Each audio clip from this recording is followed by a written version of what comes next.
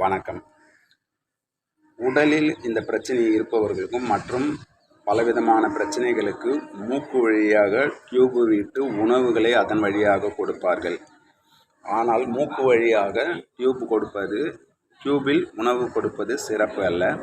அது பலருக்கு பல உபாதைகளை ஏற்படுத்தும். பலருக்கு உயிரிழப்பும் ஏற்பட வாய்ப்பு உள்ளது.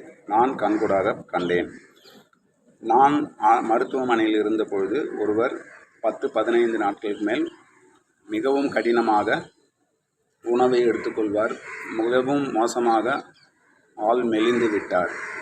பிறகு அவருக்கு நான் கூறினேன், இது போன்று கொடுக்காதீர்கள். அதாவது உணவுகளை அவர்கள் கேட்பதற்கேற்றாற்போல் குளிர்ச்சியாக எதையும் கொடுக்கக்கூடாது. சளி பிடிக்கும் அளவுக்கு எந்த உணவையும் கொடுக்கக்கூடாது. எந்த உணவு கொடுத்தாலும் மசித்து, அதாவது இன்ஜெக்ஷன் மூலமாக, பிளாஸ்டிக் இன்ஜெக்ஷன் அதன் மூலியமாகவே உணவுகளை ஊற்றுவார்கள். பெரியதை வைத்து அதன் மூலியமாக ஊற்றுவார்கள். அதாவது டீ, காபி எதை கொடுத்தாலும் அதிக சூடாகவும் கொடுக்கக்கூடாது, குளிர்ச்சியாகவும். குளிர்ந்த ஜூஸுகளை வாங்கி கொடுக்கக்கூடாது. ஜூஸுகளை நீங்கள் வீட்டிலேயே அரைத்து அதை மசித்து நீரில் அதாவது துணியில் வடிகட்டி கொடுக்க வேண்டும். அதே போன்று பாலில் பாதாம் பருப்பை சேர்த்து அரைத்து அதையும் துணியில் வடிகட்டி கொடுக்கலாம். எந்த ஒரு பொருளையும் குளிர்ச்சியாக கொடுக்காதீர்கள். குளிர்ச்சியாக கொடுத்தீர்கள் என்றால் அவர்கள் இரும்பும்போது தொண்டை பகுதியில் முழுவதும் புண்ணுகள் ஏற்படும்.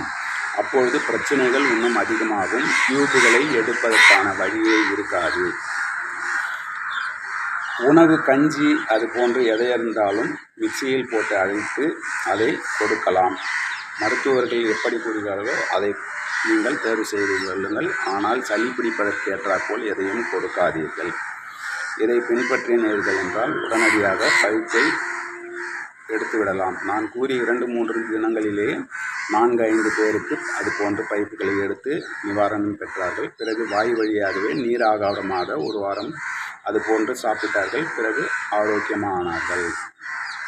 முடிந்தவரை நான் சொன்ன குளிர்ந்த உணவுகளை எதையும் கொடுக்காதீர்கள். குளிர்ந்த நீர்களையும் எதையும் கொடுக்காதீர்கள். வணக்கம்.